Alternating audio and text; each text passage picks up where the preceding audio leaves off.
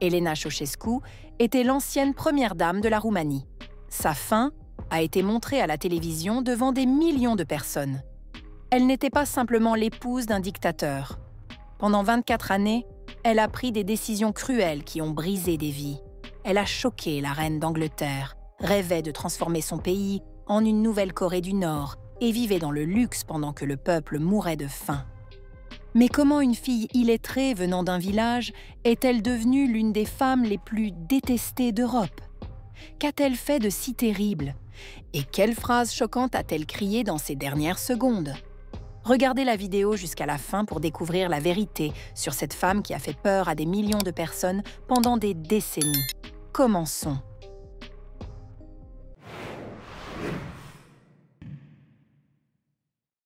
Elena est née dans la province la plus pauvre de Roumanie. À 14 ans, elle a quitté l'école et est partie vivre chez son frère aîné dans la capitale.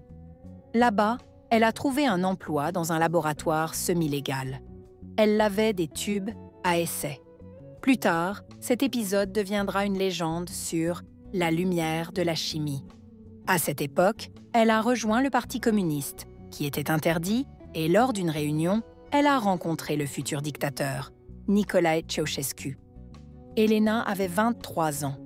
Elle était pâle, silencieuse et pas très jolie. Lui avait 2 ans de moins, il bégayait et venait tout juste de sortir de prison. C'est ainsi qu'a commencé leur histoire d'amour. D'ailleurs, plus tard, elle changera son année de naissance pour paraître plus jeune que son mari. À votre avis, pourquoi? Peut-être qu'elle avait des complexes à cause de son âge? Donnez votre opinion dans les commentaires. Nicolas est lui aussi né dans une famille pauvre. Il n'a terminé que 4 années d'école et s'est engagé très jeune dans le mouvement révolutionnaire. Pendant qu'il retournait encore et encore en prison, Elena l'attendait. Dans l'une de ces prisons, Nicolae a rencontré un homme appelé Gheorghiu Dej, le futur chef de la Roumanie. Ce fut son ticket pour le pouvoir, et dès le milieu des années 50, Ceausescu est devenu le 2e homme le plus puissant du pays. Elena était à ses côtés pendant tout ce temps. Froide, fermée, mais ambitieuse. Ils ont eu 2 enfants, puis ils en ont adopté un autre. Et quand les enfants ont grandi, Elena a décidé de devenir scientifique. Elle s'est inscrite à des cours du soir de chimie, mais elle avait du mal à lire et à écrire, et elle a fini par être renvoyée. Alors, son mari influent lui a trouvé un poste de technicienne dans un institut de recherche en chimie. Pendant que les scientifiques restaient choqués de devoir travailler avec une femme presque illettrée, Elena a déjà été nommée directrice de l'institut. On se moquait d'elle, mais seulement à voix basse, derrière son dos. Mais son ambition surprenait tout le monde. Continuez à regarder. Vous allez découvrir comment elle a choqué la reine d'Angleterre, au point que celle-ci s'est cachée dans les buissons. Et Elena a-t-elle obtenu le prix Nobel dont elle rêvait tant? En 1965, après la mort du chef de l'État, Nicolae Ceausescu a pris sa place et Elena est devenue première dame. Ils ont déménagé dans la résidence présidentielle et l'ont transformée en véritable palais, avec du marbre, une piscine, une salle de cinéma, des papiers peints en soie et des robinets en or. Des ponts se promenaient dans le jardin du palais et une cave à vin se trouvait au sous-sol.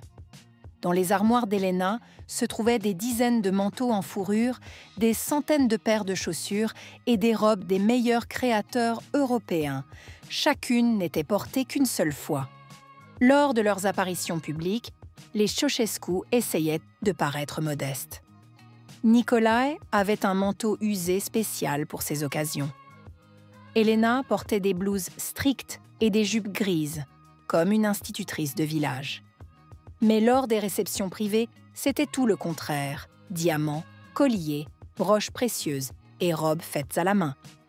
Mais le sommet de ce luxe absurde fut l'histoire de leur labrador préféré, nommé Corbu. Le chiot avait été offert au président par un homme politique britannique. Et à partir de ce moment, le chien vivait comme un ministre. Corbu avait sa propre villa, une limousine et une garde personnelle. C'est difficile à croire, mais on a même donné au chien le grade de colonel. Et dans les rues de Bucarest, il se déplaçait uniquement escorté d'un cortège. Mais le vrai tournant dans la vie d'Elena et Nicolas est arrivé après un voyage en Corée du Nord. Ils n'avaient jamais rien vu de tel. Ils ont été accueillis avec de grands défilés, des drapeaux et des chansons. Partout, des portraits de Kim Il-sung, une adoration totale et un pouvoir absolu dans une seule main. Les Ceausescu sont rentrés chez eux avec la ferme intention de transformer la Roumanie en une deuxième Corée du Nord. Mais cette fois, au lieu d'un seul chef, il devait y en avoir deux. C'est ainsi qu'a commencé l'époque du culte officiel de la personnalité. Les portraits de Ceausescu étaient accrochés dans chaque institution. Tous les journaux télévisés commençaient par des discours sur le génie des Carpates. Elena était appelée la torche de la Révolution et la lumière de la chimie. Personne ne se souvenait qu'ils n'avaient terminé que 4 années d'école. Au début, leur règne semblait vraiment être une période de prospérité. Des usines étaient construites, on produisait des meubles, des appareils électroménagers, des chaussures, tout était destiné à l'exportation. Mais ensuite, l'économie a commencé à s'affaiblir. Il n'y avait plus de matières premières, les dettes envers les organisations internationales augmentaient. Une crise financière a éclaté dans le pays. Ceausescu a décidé de rembourser rapidement la dette extérieure et a mis en place un régime d'austérité totale. Les gens recevaient des tickets pour la nourriture, le chauffage était activé pendant seulement quelques heures par jour, une seule ampoule par appartement, l'éclairage public ne fonctionnait presque plus. Le froid, la faim et les magasins vides. Mais qu'y avait-il de plus terrible pour que tant de gens détestent encore aujourd'hui Elena Ceausescu? L'une des conséquences les plus tragiques de leur règne a été l'interdiction de l'avortement, une idée qui, selon certains, venait directement de la Première Dame. Elle avait décidé que la Roumanie avait besoin de plus de population pour développer l'industrie. Les avortements ont été interdits, les contraceptifs retirés de la vente et les divorces sont devenus presque impossibles. Les frais de divorce dépassaient le salaire moyen. Chaque femme était obligée d'avoir au moins 4 enfants. Pour le 5e enfant, l'État offrait une somme importante et pour le 10e, le titre honorifique de « mère héroïque » et un logement. Le résultat ne s'est pas fait attendre. La population du pays a vraiment augmenté. Mais avec cela, les souffrances aussi. Les femmes accouchaient dans des maternités froides. La mortalité infantile montait. Et pour ne pas fausser les statistiques, les bébés n'étaient enregistrés qu'à partir de 3 mois. À cause de la faim, de nombreux enfants étaient confiés à des orphelinats, de plus en plus nombreux dans tout le pays. Ceausescu a mis en place d'autres réformes, mais la situation s'aggravait rapidement. Il a prolongé la journée de travail et relevé l'âge de départ à la retraite. Cela a déclenché des révoltes de mineurs à travers le pays, bien que les meneurs aient été emprisonnés et que 3000 personnes aient été licenciées. Cet événement a profondément marqué le dictateur roumain. Après cela, il est devenu extrêmement méfiant. Il avait peur d'être empoisonné ou contaminé par des microbes. Après chaque contact, il se désinfectait les mains avec de l'alcool. Et dans les hôtels à l'étranger, il dormait uniquement sur des draps qu'il avait apportés lui-même. Un jour, Nicolas et Elena sont arrivés à Londres. La reine d'Angleterre a été choquée par leur comportement. Elena a laissé entendre, par l'intermédiaire de diplomates, qu'elle aimerait recevoir une récompense académique. Et Nicolas est venu au dîner de gala au palais de Buckingham avec un goûteur personnel qui vérifiait ses plats contre le poison. La famille royale britannique était outrée. Et le lendemain matin, lorsque la reine est sortie se promener dans le jardin, elle a aperçu de loin le dirigeant roumain et sa femme. Ce fut la première et la seule fois où la reine s'est cachée dans les buissons de son propre jardin pour éviter de parler à ses invités. Finalement, Elena Ceausescu a tout de même reçu à Londres un titre de docteur honoris causa. Des rumeurs disaient que Nicolae Ceausescu, à force de manœuvres diplomatiques, avait même essayé d'obtenir pour sa femme le prix Nobel.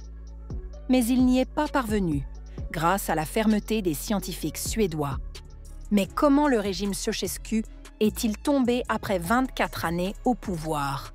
Et quelle phrase choquante a crié la première dame quelques secondes avant sa fin? Tout a commencé avec une manifestation contre l'expulsion d'un pasteur hongrois dans une petite ville à la périphérie de la Roumanie, où les autorités ont violemment réprimé la protestation. L'indignation a atteint la capitale et pour tenter de l'arrêter, un rassemblement en soutien à Ceausescu a été organisé en urgence.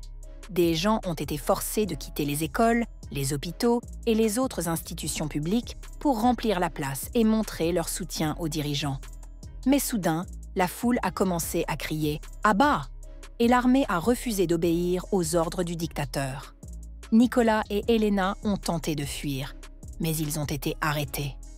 Ils ont été jugés sur une base militaire dans une procédure accélérée et condamnés à la peine capitale. Quand on les a conduits dans la cour, Elena a crié « Je suis la mère de la nation, je suis la mère de la nation », comme si cela pouvait changer quelque chose. Jusqu'à la dernière seconde, elle croyait être une grande figure. Quelques minutes plus tard, tout était terminé. Elle rêvait de laisser son nom dans l'histoire, et elle l'a fait. Mais pas comme la mère de la nation, plutôt comme une femme détestée encore plus que son mari dictateur. Que pensez-vous de cette femme? Écrivez vos commentaires. Si vous avez aimé la vidéo, n'hésitez pas à la liker. À bientôt.